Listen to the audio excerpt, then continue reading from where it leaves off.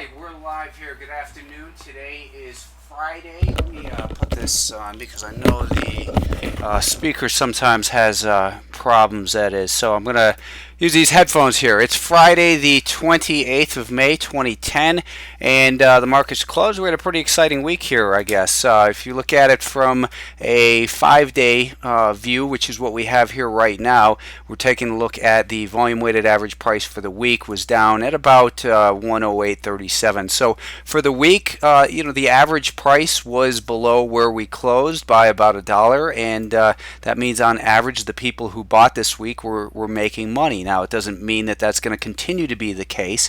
And we look at the daily chart here, in particular this one with the 200-day moving average. Yesterday we closed above it. Today we backed off that level and finished with a loss of about 1.2%. So the volume was weak the last couple days, and you can look at that and say, well, see, that's evidence that the buyers aren't here and that we have a weak market.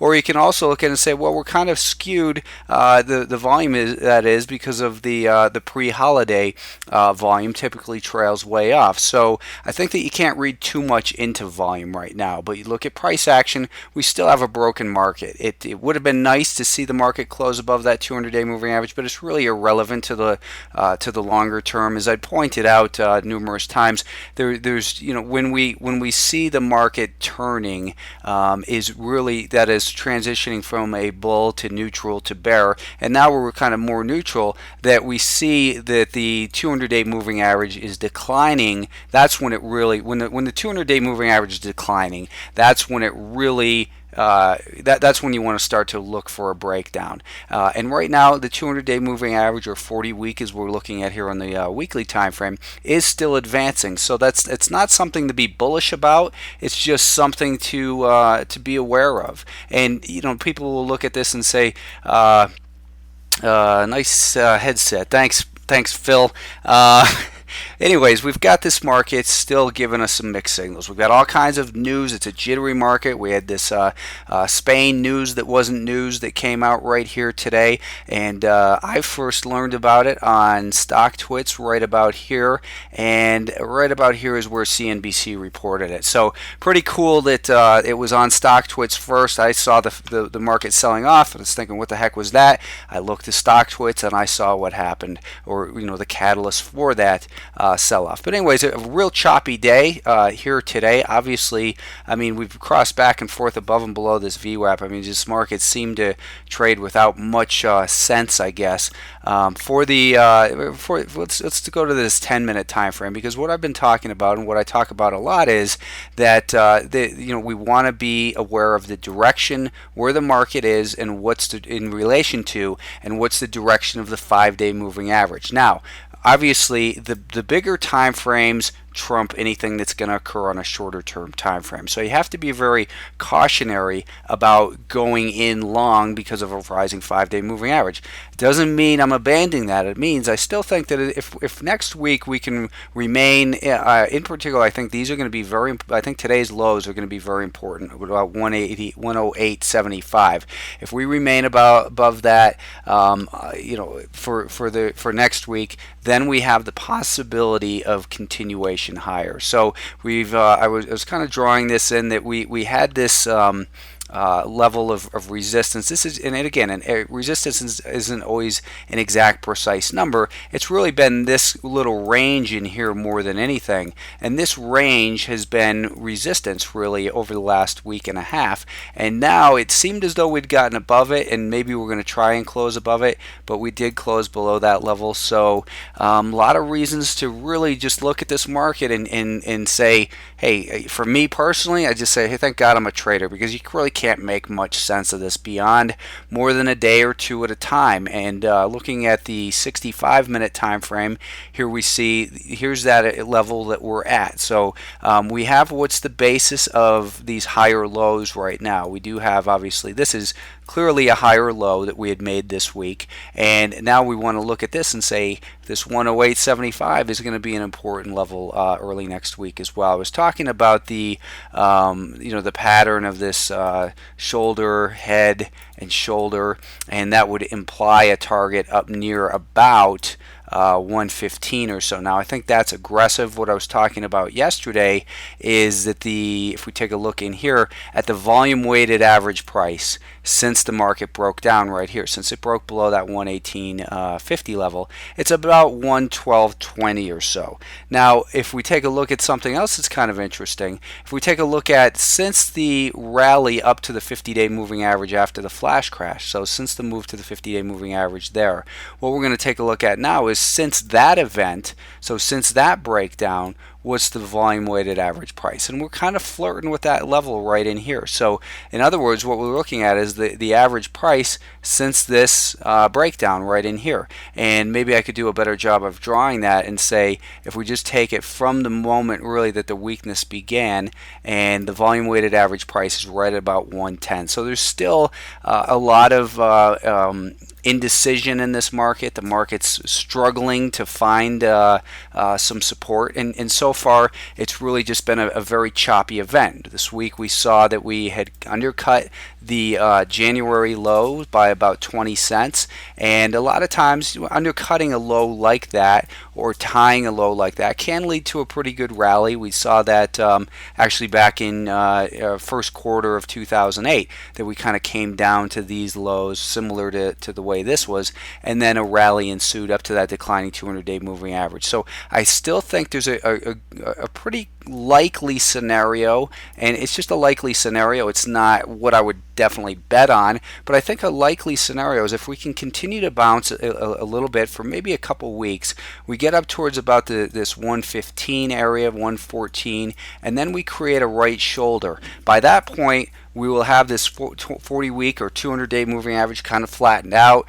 The 10 and the 20-week and the 30-week will all begin to decline. And then we would look at this as the basis of a head and shoulders pattern on the weekly time frame. That we've got the 105 as support. If we break 105, then 102 should be an area where we find some support as well. And that goes for next week as well. If we break below that 105, then perhaps we drop down to 102, and then we have to look at some of these other levels that such as 96, and we'll see if this market does in fact stair step lower the way it did in most of 2008. So right now we're still in that transitional stage. It really, the best thing you can do in this type of environment is to really understand what time frame that it is that you're comfortable engaging this market on. Yesterday I was having a little discussion with Joe Fahmy, and he was saying, that the volume's not confirming the strength, and it's clearly not.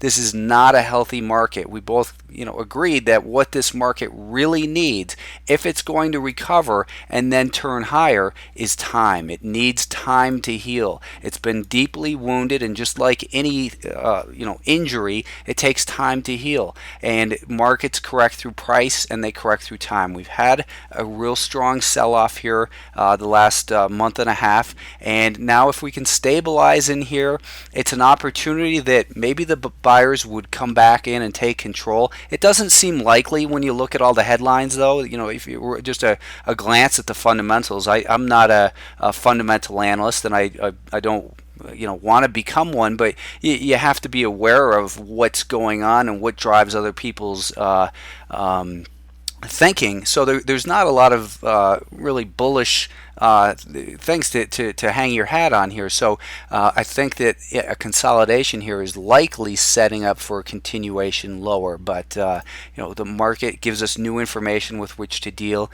each and every session. And I mean, on a one day, if you're not, if you're leveraged, if you're trading futures, or if you're on margin with the with one of these triple longs or shorts, you can go out of business in a day. And the market, the job is always risk management. For now, though, we're going to look at this, for next week, we're going to be looking at 108.75-ish area as an important level for this market to hold if we're going to continue to bounce, maybe up towards that 112.25, the volume weighted average price area, or up to that 115. It's not a high probability. It's not a likely scenario. We've still got a declining 10 and 20 and 50-day moving average. We have a sick market. It's bouncing. It cannot be trusted, and that's really the way you have to look at it. It's like a junkie. They say they're clean, and then you find something on them. Or maybe that's not a good example, but it just cannot be trusted, this market.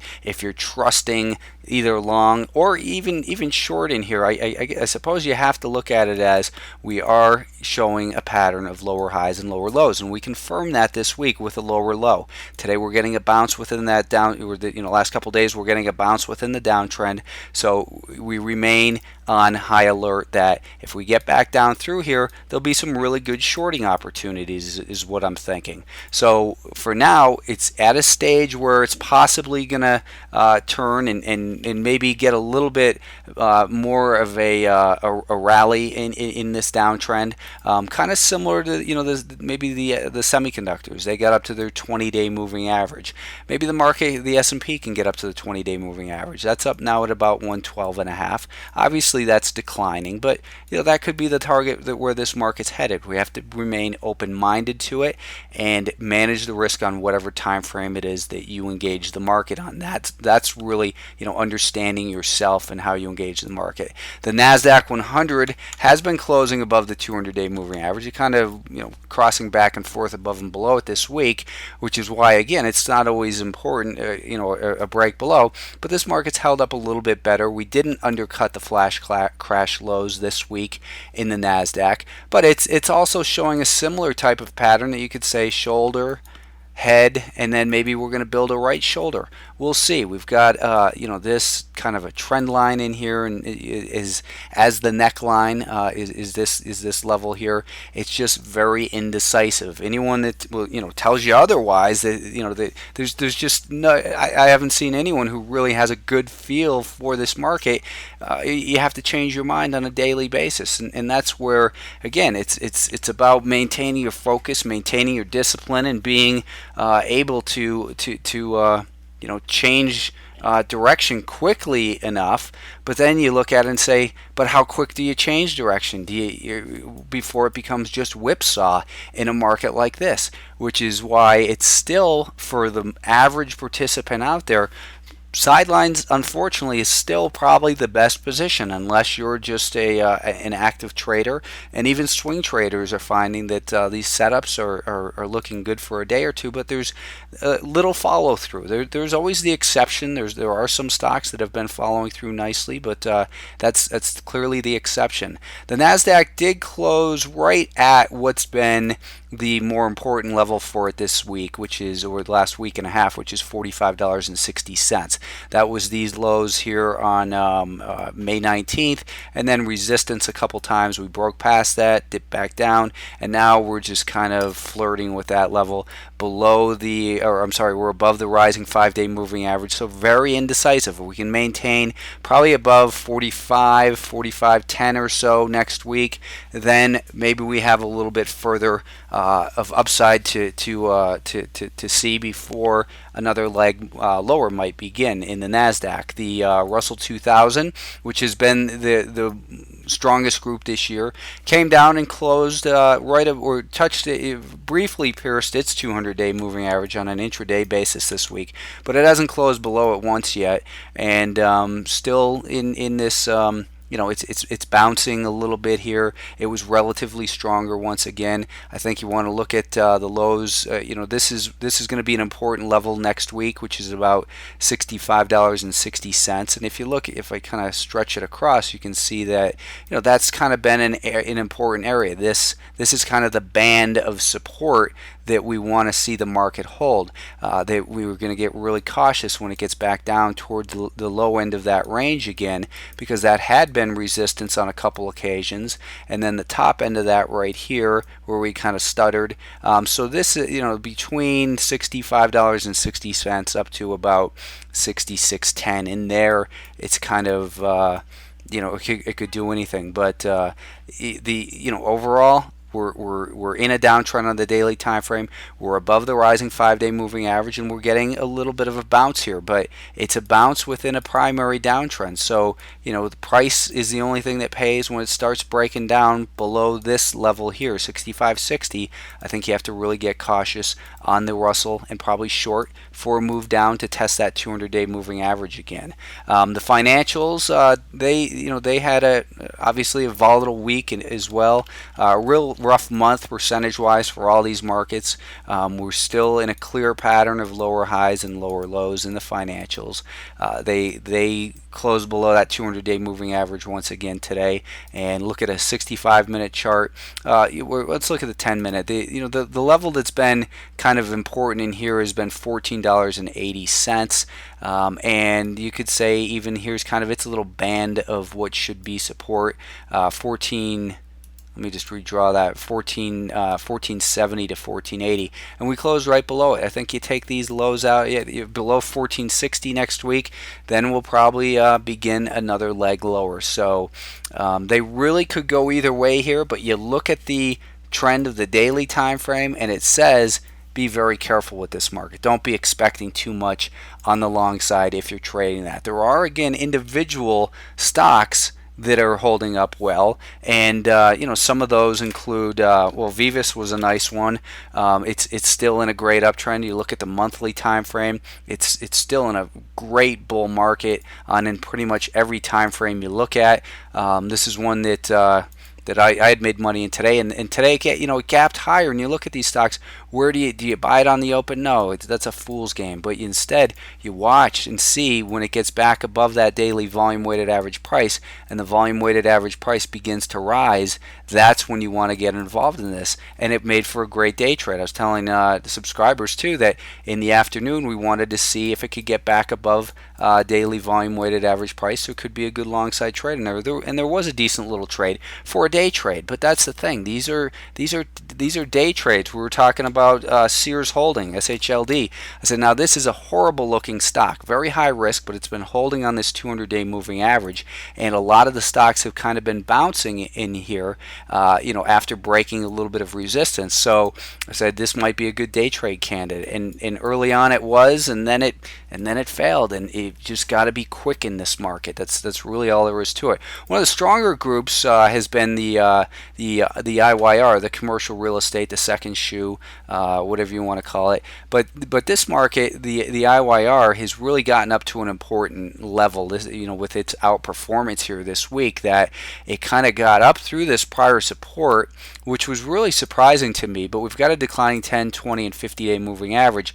Now this looks like it's in an area that you start breaking down some of these levels, 40, probably 49, 30 or so. Really, that would you could probably even begin shorting it early next week below this level. And then be cautious as it gets down to that 5-day moving average. But based on the daily time frame, it looks like something that probably ought to be failing in here soon. And you look at that weekly time frame, it's just spent a lot of time, kind of doing a whole bunch of just not as volatile as the rest of the market. It's held up better, but it seems as though that the tide is changing, and trouble there. Gold acts, it's still in an uptrend.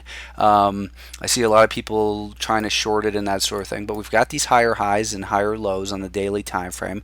This last pullback was pretty deep, but this marks a very important level that if it breaks back below about 113.50 and it breaks that 50-day moving average, well then we've got an important level here. This was prior resistance, which was support. We're gonna see that 50-day moving average comes up to meet that level also, and gold acts okay, really. If you look at a 10-minute time frame, I'd say that if you're going to be more aggressive, that you probably look at about 117.5 as a stop. But you generally want to give the benefit of the doubt to this. Look at this weekly time frame. We're in a nice uptrend.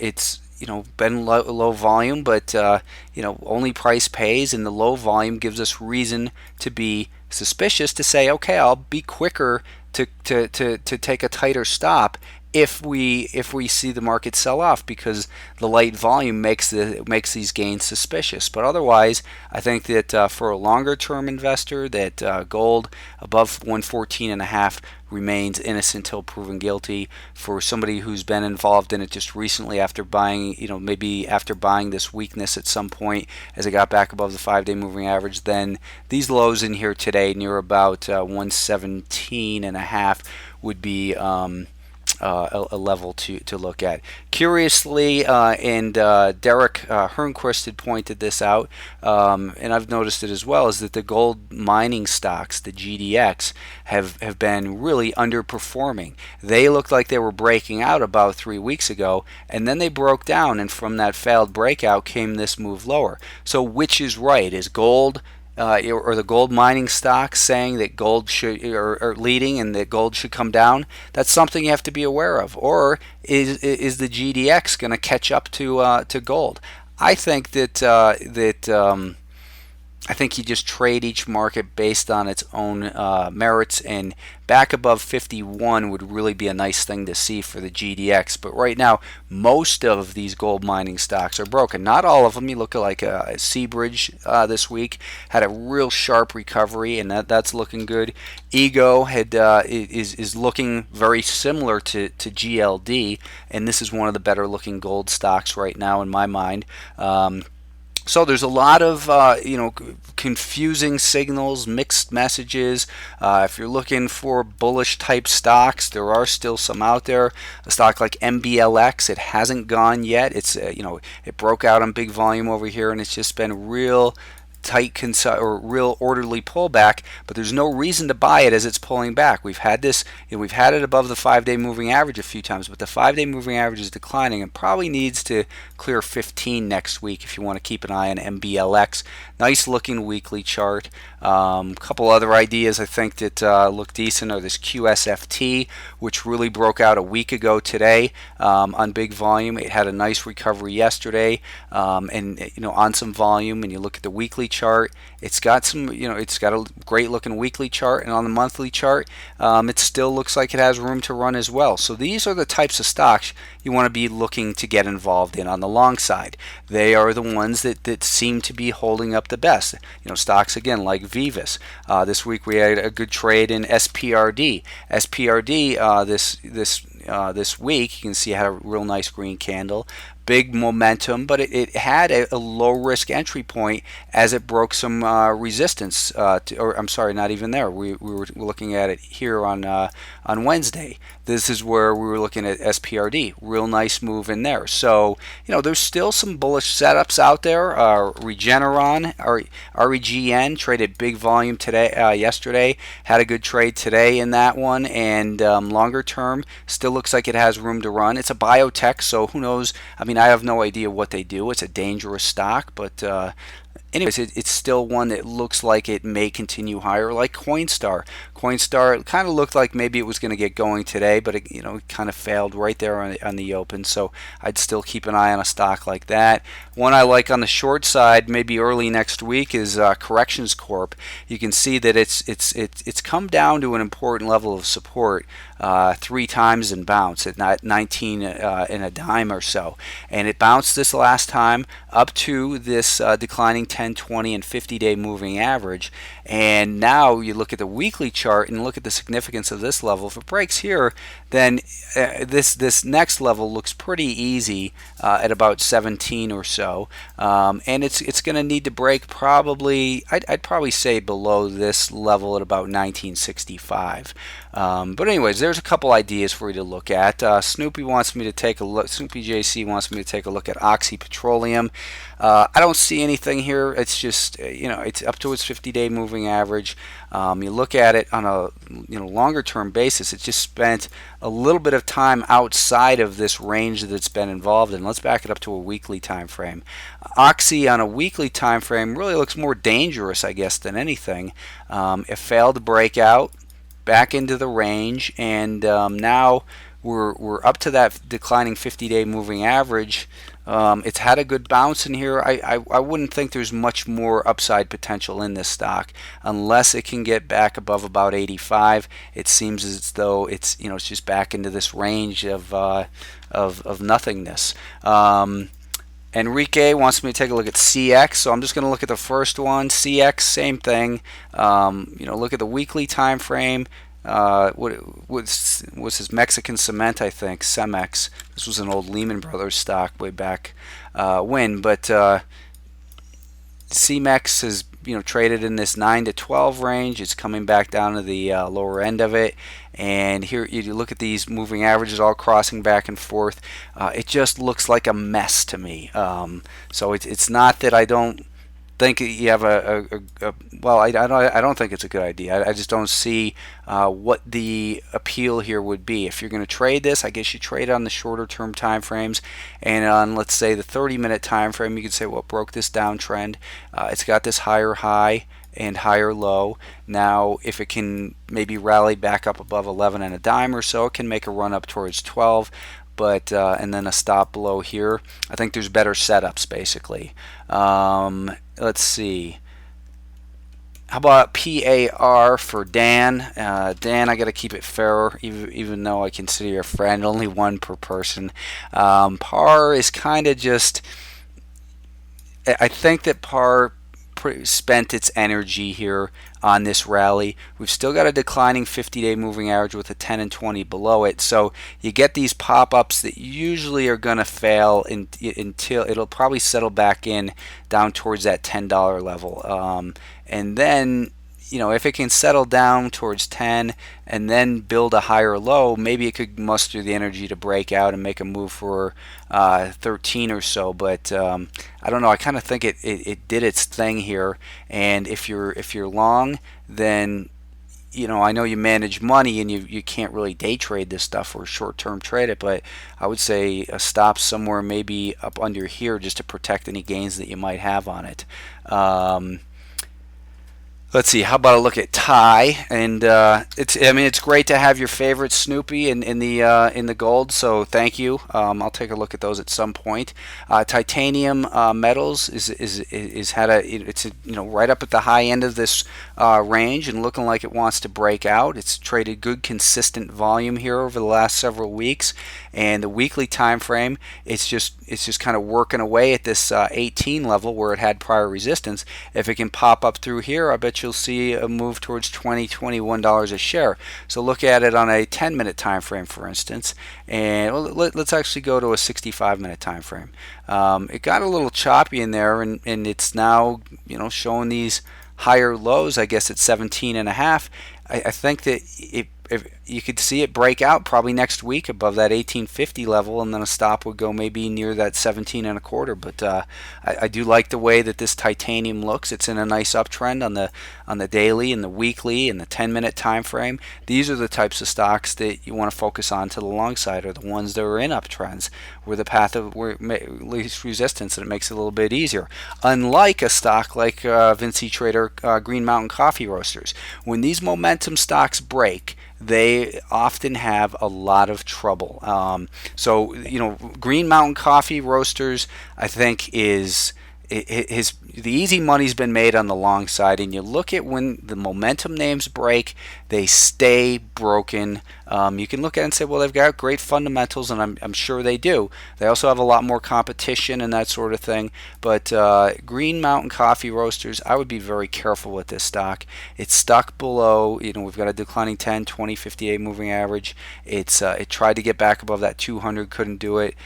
Breaking below maybe 22 and a half, I think you're going to see another drop lower. Again, when these momentum names blow up, you've got to get out of them. And I think that this one has pretty much blown up. It's down 25% here in the last month and a half. They had an earnings report in there that I think motivated that. So let's look at, maybe there's something on the shorter term time frame that's of interest, and not really. It looked like it was trying to break some resistance. It popped back in, so neutral at best on Green Mountain. How about a look at Seed for Factoria? Seed, this is one of those stocks that has these big rallies, and a lot of times these big rallies fail. It's a great momentum name when you're in it. It's had two nice moves here recently. Now it's right up to the declining 50-day moving average, and it made it right up to this prior support, which had become resistance after it was broken. I would say that Seed probably made its move, and there's really going to be a lot of people to get trapped in here. I think that breaking back below this 9 and a dime or so, that you'll probably see it fall in early on Monday. So not really too thrilled about that one. So it looks like that's the last question here, and it's 2:30 here locally, 4:30 Eastern on a Friday before a long weekend. So I'm going to wish everybody a great weekend, and I will talk to you again on Wednesday. Thanks for tuning in, and that'll do it.